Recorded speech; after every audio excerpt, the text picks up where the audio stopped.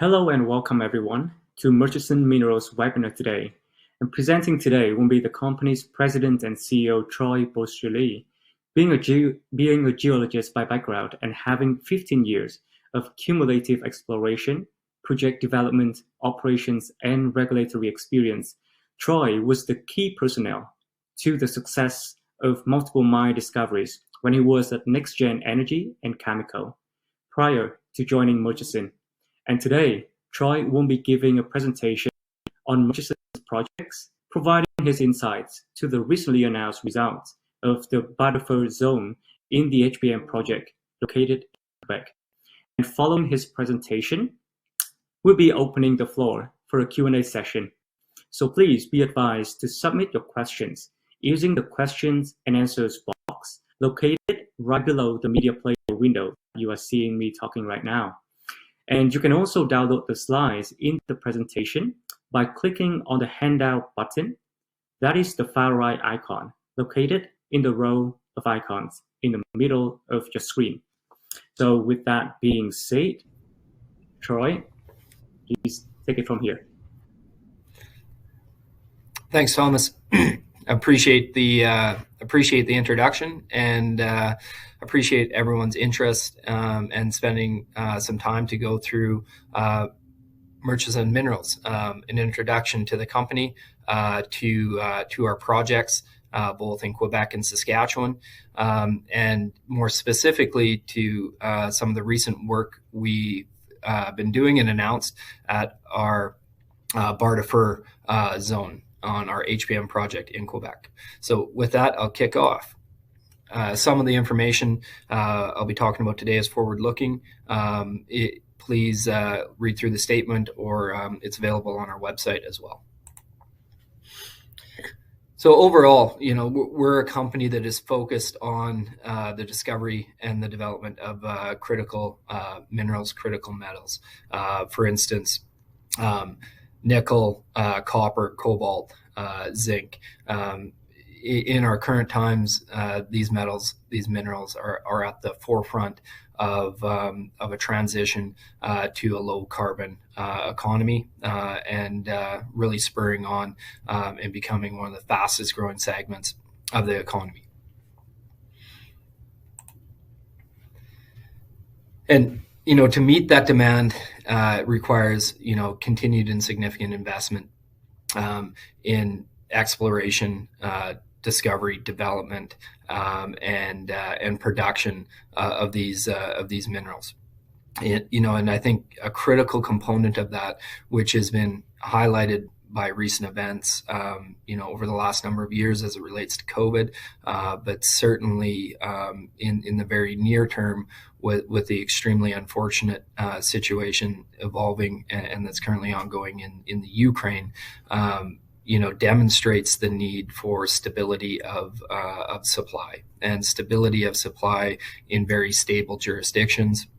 And that is Murchison extremely well positioned with our projects both in Saskatchewan and in Quebec. Before we jump into some of the technical details, zooming out and looking at Murchison's approach, it can be summed up in defining our process, our projects, and our people. So from a process perspective, what we're looking to do is to discover energy metals in underexplored jurisdictions, and underexplored jurisdictions with camp scale potential.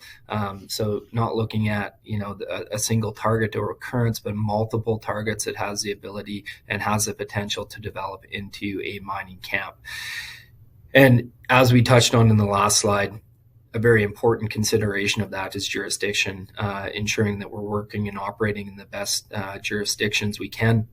Now, Canada as a whole is an exceptional jurisdiction to work in for multiple reasons, and you can even differentiate that further. And when you look inside of Canada, you look at Saskatchewan and Quebec as being the premier jurisdictions within the country of Canada to work in. And that's where we're fortunate enough to have projects in. And once we've identified areas that are underexplored with favorable geology and technical considerations and have that camp scale potential, we look to take a strategic and dominant land position.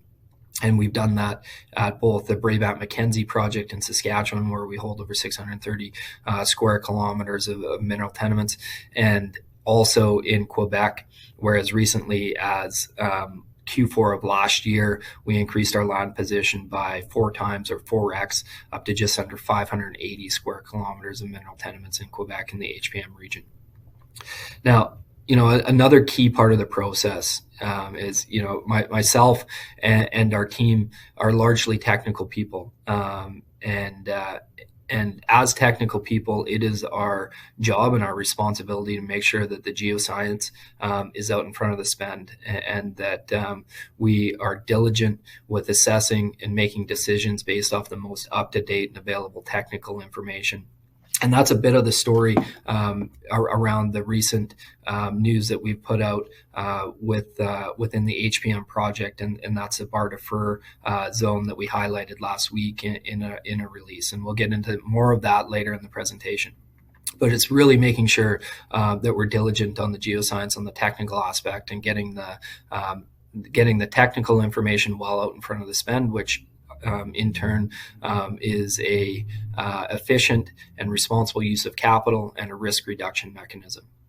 So our projects we'll get into in much more detail within the presentation, looking at HPM, Haut-Plateau to Manicouagan. That's a nickel, copper, cobalt project. So magmatic sulfide system, nickel, copper, cobalt project in Quebec.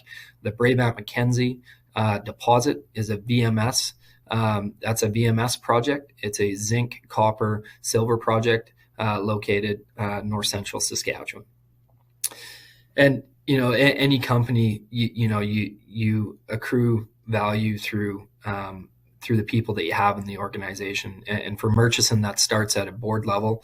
That starts with our executive chairman, J.C. Potman, who has extensive experience within the mining space, both on the financial side as well as on the corporate side. In the 90s, JC built a company, Pangea Goldfields, transacted in the early 2000s for over $200 million. Mr. Don Johnson sits on our board and is our largest shareholder. Mr. Johnson has been a Bay Street insider and a pillar of Bay Street for over 40 years, and we're fortunate enough to have him on our board and be our largest shareholder, with over 30% of the outstanding shares belong to Mr. Johnson. As and you look from a board level, then you look to an investor base. We have a very strong shareholder base where Q4 of last year, we were able to welcome Mr. Michael Gentile, into the stock for just under 10% as a strategic investor. And when you look at a combination between, the insiders and strategic investors, Murchison's about 50% held within that group of investors. And then, you drill down on a people perspective into the management team. And I was count myself fortunate to be able to join the Murchison team in Q4 of last year, and then along with that was able to bring some additional team members on and really build out and round out the technical team at Murchison, which has us extremely well positioned to execute on our exploration plans moving forward. Getting ourselves located, Brabant-Mackenzie VMS deposit in Saskatchewan, located where the Murchison M is. Our HPM project, which is another 100% owned project, located on the north shore of the St. Lawrence, in between there and Labrador, in eastern central Quebec. Currently, you look at the share structure, that's as of April, but it is changing fairly quickly, as we currently have a warrant incentive program that is ongoing until the 15th, and have had the likes of Mr. Johnson, myself, Mr. Potman, and other shareholders that have participated in that warrant incentive program and exercise warrants. So currently, we're at around about 170 million outstanding. Again, with about 50% of that held by either officers, insiders, or strategic investors. Jumping into our HPM project in Quebec, getting ourselves a little closer located to where the project is. So, specifically the project is north on the North Shore, of the St. Lawrence, in between Port Cartier, Sept-Îles, and Fremont or Labrador City to the north.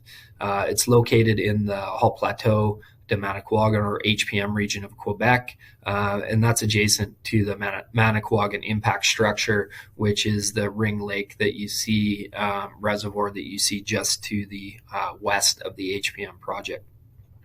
It's in an area that has significant infrastructure. To the north of the HPM project is where you have a significant iron ore mining jurisdiction in Canada that's been ongoing for decades. The infrastructure that supports those iron ore operations goes within kilometers of the HPM project. That includes the rail line. So there's a well-maintained rail line that is within 8 kilometers of the HPM project. And that is direct access down to deepwater ports at Port Cartier and Sept-Îles. In addition to that, there's the Heart-June hydroelectric station within 30 kilometers of site. And, there's a well-maintained kind of all-season, very good road infrastructure just to the west of the project area as well. Zooming into the project itself and looking at some of the history of the project and the camp scale potential.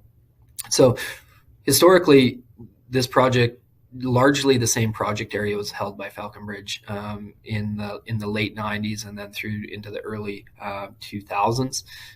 Following the price of nickel, when nickel prices collapsed in the early 2000s, Falconbridge or Xstrata then optioned a large percentage of their exploration portfolio off. That included the HPM project, and that was then acquired by Pure Nickel, who then partnered with Murchison Minerals, predecessor company called Manicouagan, in the mid-2000s and continued an exploration program from there.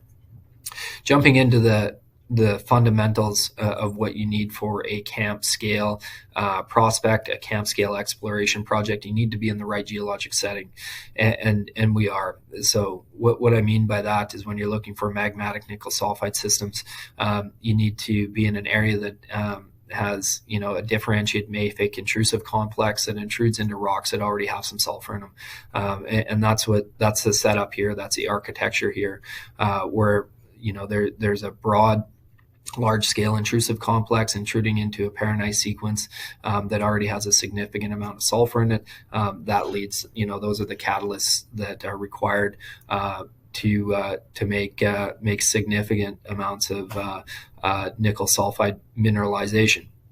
Then, at a property scale, you tie that into our exploration approach, and from a early stage, you start off with airborne. We flew the initial project in 2021. That's that dashed outline there, which as it sits currently represents only about 15% of the total project.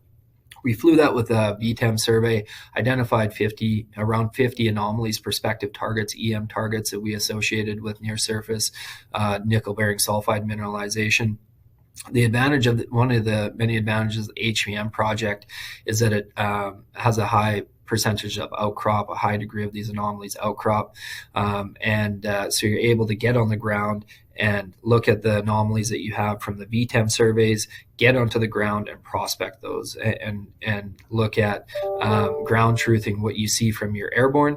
And you do that in 2 ways. We've done that in 2 ways. That's by hitting the ground with a beat mat, confirming the conductivity on surface, and then drill testing it with a backpack drill, which you're physically able to sample the outcrop, get geochemical results back, and build up a portfolio of targets that way. And then you play that forward. This is really our exploration process, where you go from airborne EM VTEM surveys down to prospecting, and then localized drilling based off of that process. And once you get there, you're into a situation where you have high probability exploration and results that flow from that. So zooming in a little more on HPM into a region within that 15% area where we have BTEM coverage and some previous work that has been done, looking at our priority targets. That's highlighted by Barre de Fer.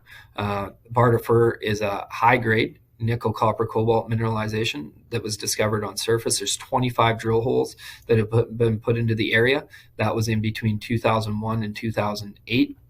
And we'll get into Barre de Fer in a bit more detail on the coming slides, but just the highlights are the current mineralization, modeled mineralization, has a strike length of 315 meters, been intersected to a vertical depth of over 440 meters, and the mineralization is open at depth and on strike. Directly adjacent to Barre de Fer, with a similar EM signature and a similar geochemical signature, is the Sierra prospect.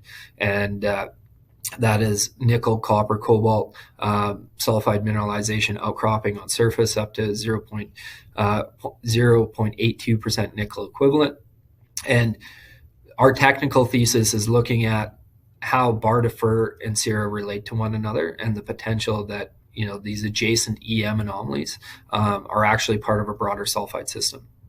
And then to the southwest of Barre de Fer and Sierra lies PYC.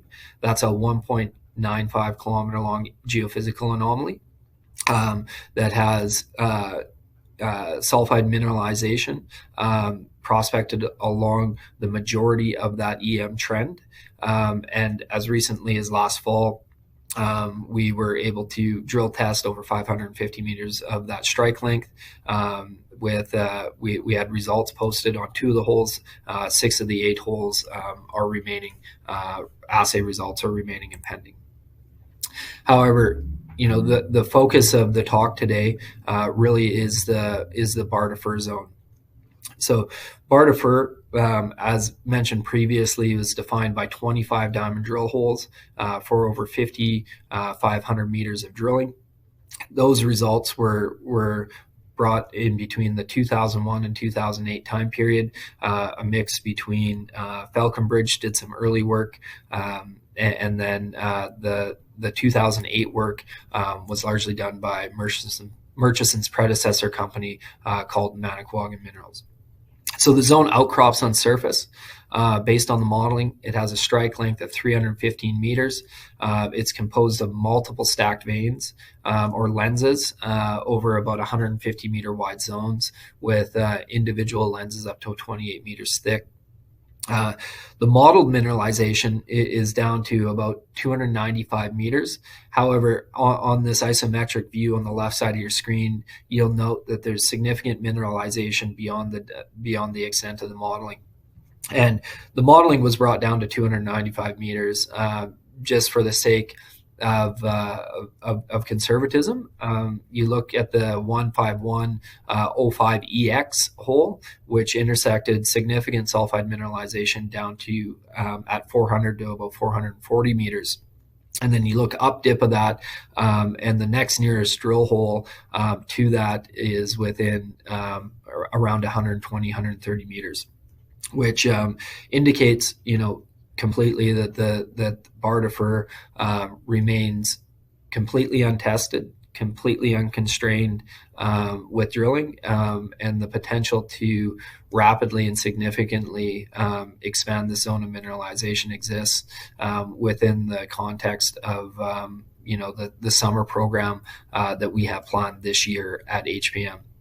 And so, kind of in summary, the potential at Barre de Fer to grow a significant, high-grade near-surface resource. And based off this cross-section, the inference you look at is the ability for that to be amenable to open-pit mining is really exceptional, and has, our Murchison team extremely excited to return back to the field at HPM in 2022.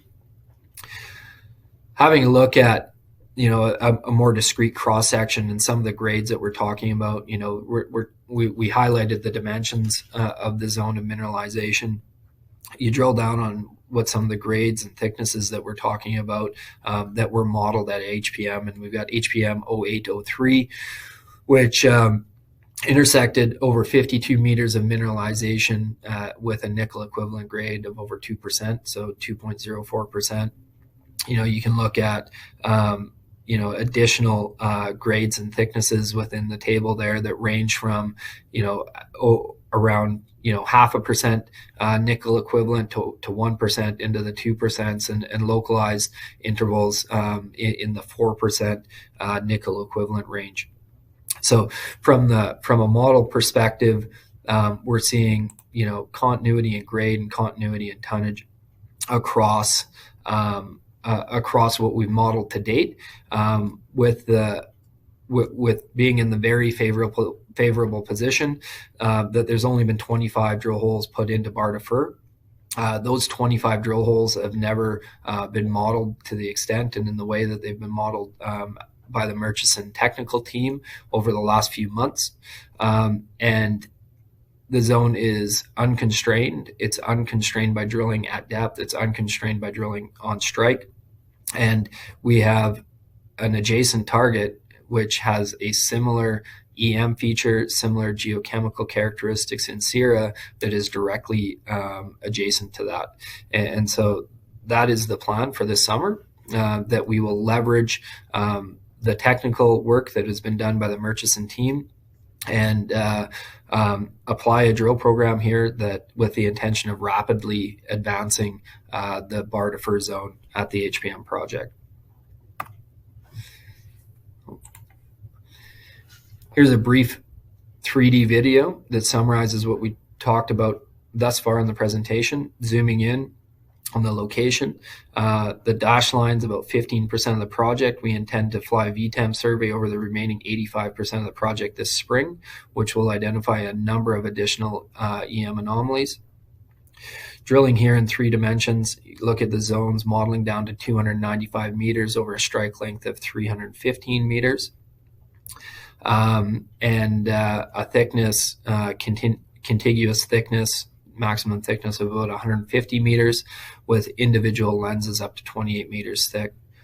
Some of the grade profiles in the middle there, that's HPM 0803, 52 meters of 2% nickel equivalent. You can see the grade scale on the right-hand side of your screen there relative to the cylinders within the model themselves. And you see a significant amount of material over that 0.25 and over that 1% nickel equivalent range.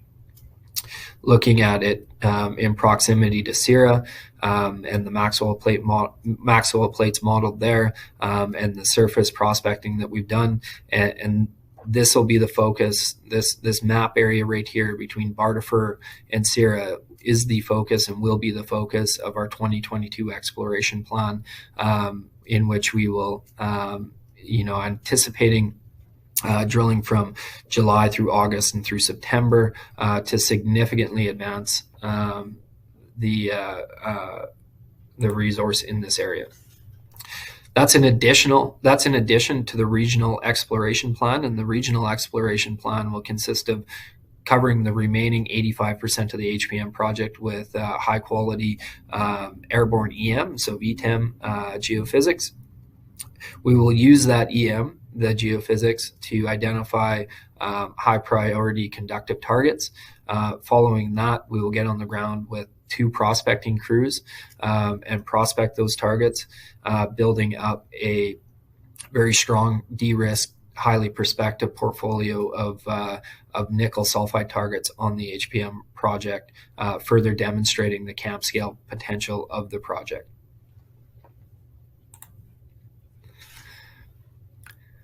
So in summary, that's what we plan to do. This spring, we have a VTEM survey that will get kicked off in the spring, summer. Towards the middle of June into July, we will hit the field with a diamond drill, 1 drill, and multiple prospecting crews, and execute the plan that we have for HPM. So the HPM project, that's in addition to the Brabant-Mackenzie project that we have in Saskatchewan. And that's a zinc, copper, silver dominated VMS system in Saskatchewan. It's located centrally. It's about 170 kilometers northeast of the town of LaRange.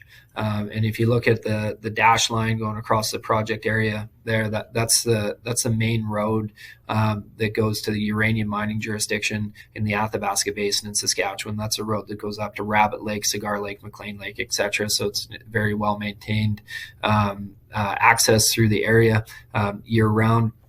The dash line that transects going from northwest to southeast is the high voltage power line that goes to Key Lake, and that goes directly across the property.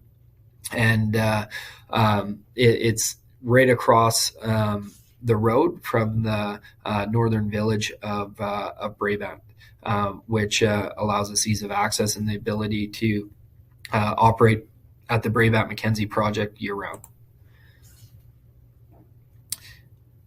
Based off of our thesis and our process, Brabant Mackenzie is a project that also has camp scale potential. The geologic setting is similar to that of Flin Flon, Lalor Lake, Lynn Lake, etc.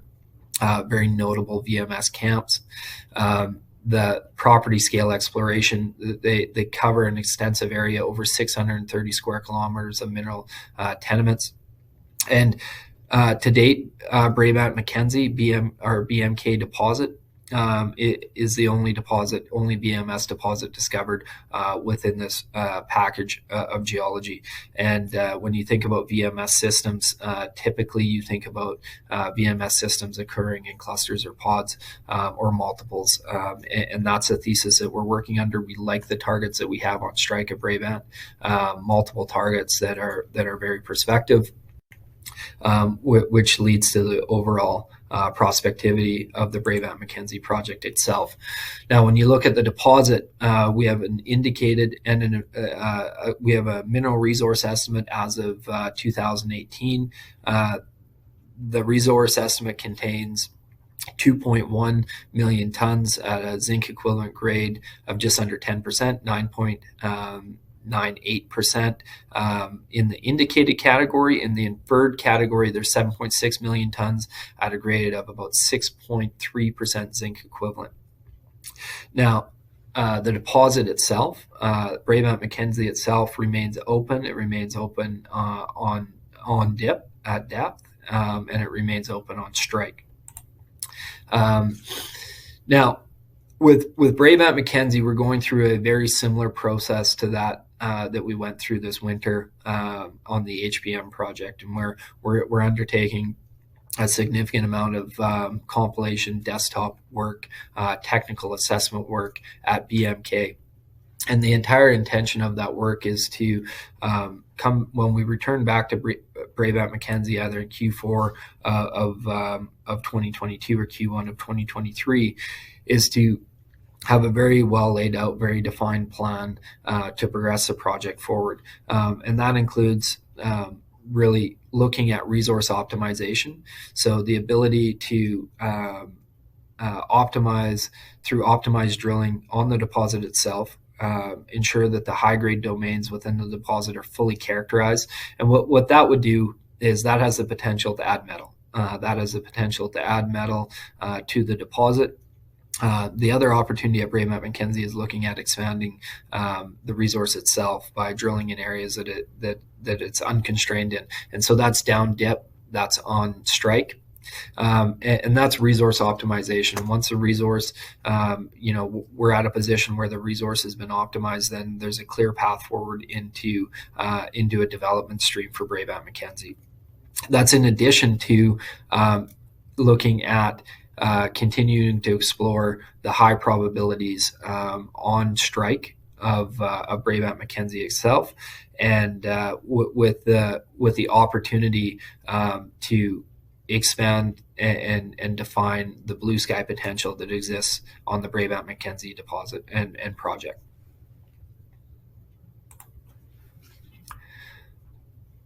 Just providing an overview of our executive and our board of directors. We've highlighted J.C. Potvin. I had the opportunity to join last year, Donald Johnson. Another individual that I'd like to highlight is Dr. Peter Lightfoot. At the introduction of the presentation, I spoke to process of ensuring that the geoscience and the technical information is out in front of the Sven and is out in front of the work that gets done in the field. One of the key components to that is Mr. Lightfoot, who is a nickel sulfide expert. Mr. Lightfoot had the opportunity to work on, I would say, all of the major nickel sulfide systems currently in production. He was at Norilsk before the wall came down, doing research work. Literally wrote a textbook on the sulfide systems at Sudbury, and was at Voisey's Bay during the development of the project. And Dr. Peter Lightfoot's been plugged in with our technical team and helping us advance our exploration strategies and plans at the HPM project. So with that, Thomas, I thank everyone very much for their attention, and I'll turn it back over to you if there are some questions. Wonderful. Well, thank you very much for the very thorough presentation, Troy. I enjoyed it, and well, I'm pretty sure that the audience enjoyed it as well. So there's a good news that I want to tell you. We have received many questions from a very engaging audience. So, well, let's jump right into it. The first one is about the general market sentiment. So, even though the price of nickel has been quite volatile, but it's still sitting at a very high level, can you comment on it? And what does it mean to the HPM project and Murchison? That's a timely question, right? You look at the volatility in the nickel space in late March there, which was unprecedented. Price of nickel on a per ton basis skyrocketed to over, $100,000 a ton, resulting in kind of some historic action from the London Metal Exchange.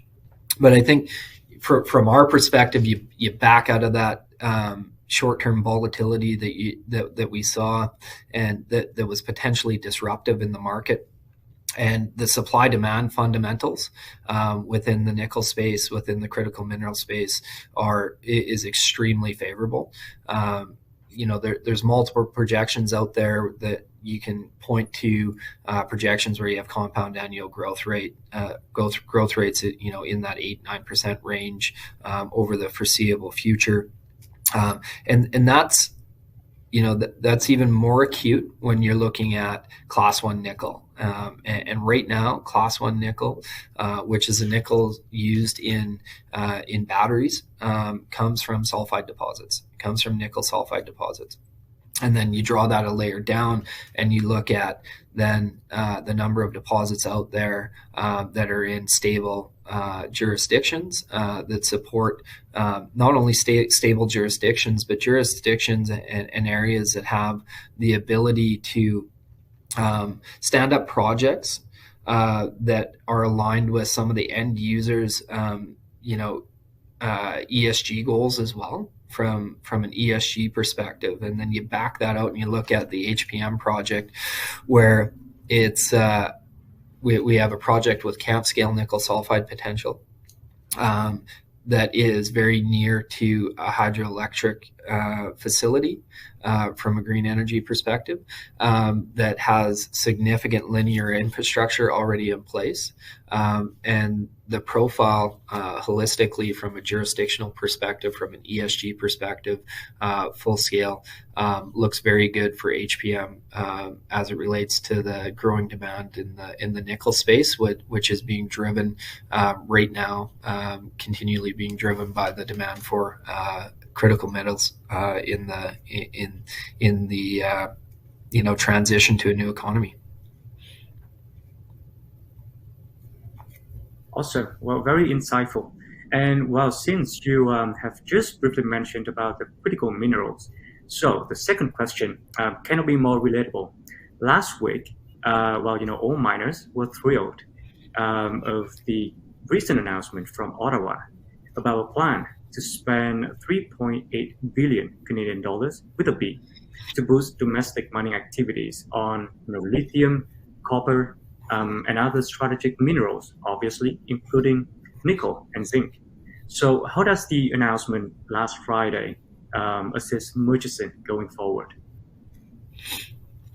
Yeah, it's very significant announcement, and right now we're in the process of drilling down into the particulars on how we leverage the programs, the announcements. But from a general perspective, from a policy perspective, it's extremely encouraging, and really I think a recognition of where a lot of folks in our industry, a recognition of what we believe needed to be done to support the continued investment and development of strategic and critical minerals in Canada and in North America. And Thomas, further to the announcement last week in the budget, the 2022-2023 budget, there was also just a Senate committee hearing in the U.S., special Senate committee hearing on critical minerals, and that's a bipartisan initiative in the U.S., which you look at what's going on in Canada, what's going on in the U.S. from a policy perspective, builds a significant amount of momentum behind the critical mineral space in Canada and North America. And it's worth pointing out that when we're talking about critical minerals, that's not restricted to energy metals or battery metals alone. That's not restricted to nickel, copper, cobalt, lithium, etc.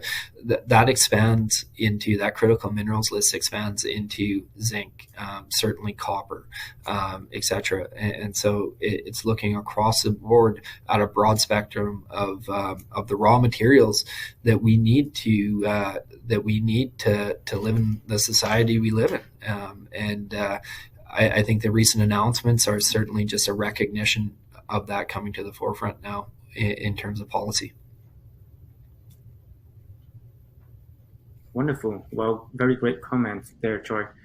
So the next question is more focused on the Barre de Fer and the HPM project. So, and I believe you have already mentioned it this in your presentation, but can you maybe remind the audience what are the dimensions of the Barre de Fer deposit? Yeah, so the existing, and I would say the Bartifer Zone as it exists right now, based off of only 25 drill holes and about 5,500 meters of drilling, modeled strike length of about 315 meters, the modeled depth of about 295 meters. Now it needs to be considered that is not the depth of extent of mineralization. That's the extent of the modeling. The mineralization as defined by 15105EX extends below 400 meters. So that's 400 to 440 meters. And then with a thickness of around 150 meters with stacked localizations of mineralization that have individual thicknesses of up to about 28 meters. So that's the extent of the preliminary modeling. Certainly not the extent of what we feel the Barre de Fer zone is. It is that's based off 25 drill holes. It is completely unconstrained. It's unconstrained and untested beyond the extent of the model, and there in turn represents the opportunity. And the big opportunity it represents for us is the opportunity to leverage that previous work that's been done, which provides us with an exceptional foundation to move forward with our drill program this summer. Those drill holes, those 25 drill holes, have never been modeled in this way, and never been put together and compiled in this way, and therefore have never, the value of that work has never been fully communicated to more broadly. Mm-hmm. Well, great, significant, and actually your answer, very well covers my next question, which is how many holes and meters that you have been drilled to date at the Barre de Fer. So, let's move to the next one. So, the next question is, what is the deposit model at Barre de Fer? Are there any analogs that you can refer to? Yeah, so Barre de Fer is a would be referred to. It's a nickel copper cobalt mineralization that is in that mineralization occurs in sulfides, and that's a magmatic sulfide system. And you look at the minerals that would occur there. It's pyrrhotite, pentlandite, chalcopyrite. The style of deposit, the type of mineralization that you see. If you're looking for an analog, one to the north would be Voisey's Bay, where you have, the host rocks would be differentiated mafic intrusives, where you have nickel-bearing sulfide mineralization occurring within those rocks. From a deposit model perspective, Voisey's Bay would be an interesting analog. We're in the exploration process. We're pretty early. With a good start on where we're going, but that's the one I would point to as a pretty close analog.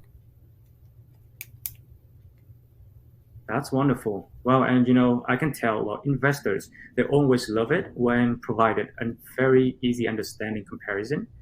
So now, going a little bit into the forward-looking space, what will the 2022 drilling program achieve at the Barre de Fer?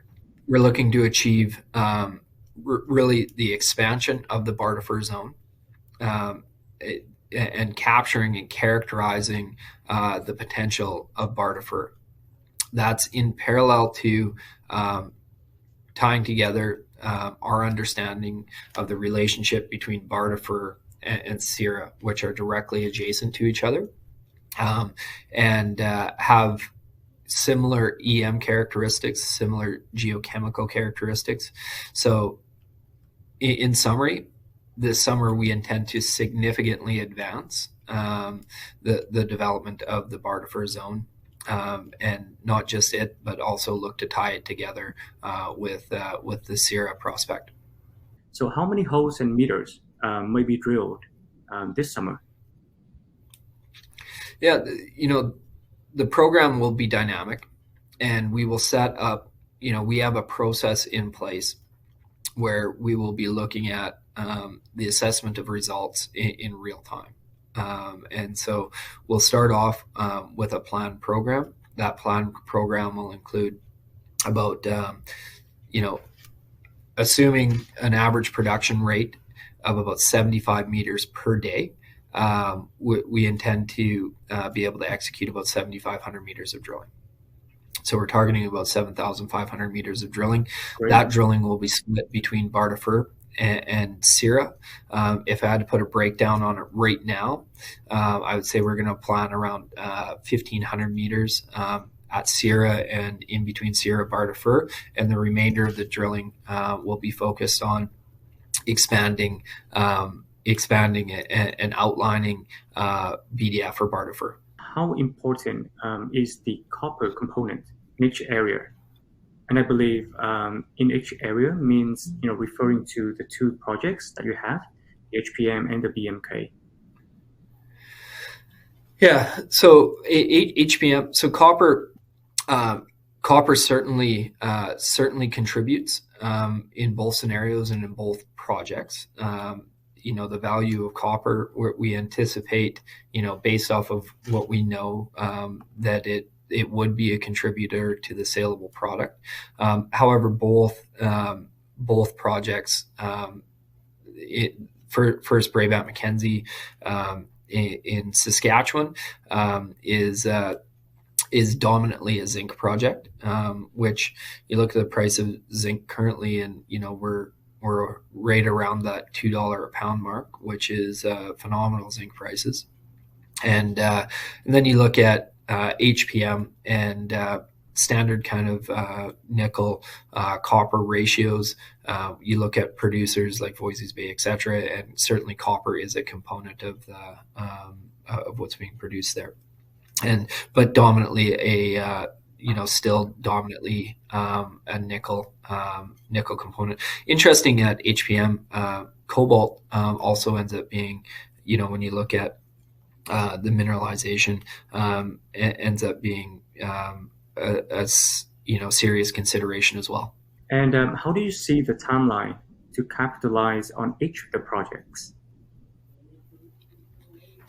Yeah, so the timeline that we're looking at over this, exploration program and season at HPM of one being able to leverage the technical work that the team did with the recompilation and modeling at Barre de Fer, in being able to, in the span of one drill program, significantly advance the development of that zone in between Barre de Fer and Syrah. And you look at where that gets you, and it gets you to a point of understanding in more detail some of the scope and scale of that potential zone and that potential target. And then a logical path forward from there is continued expansion, as well as the potential to look at what a development stream looks like or process looks like in terms of project development. From a Brabant Mackenzie standpoint, right now, as I mentioned, we're going through the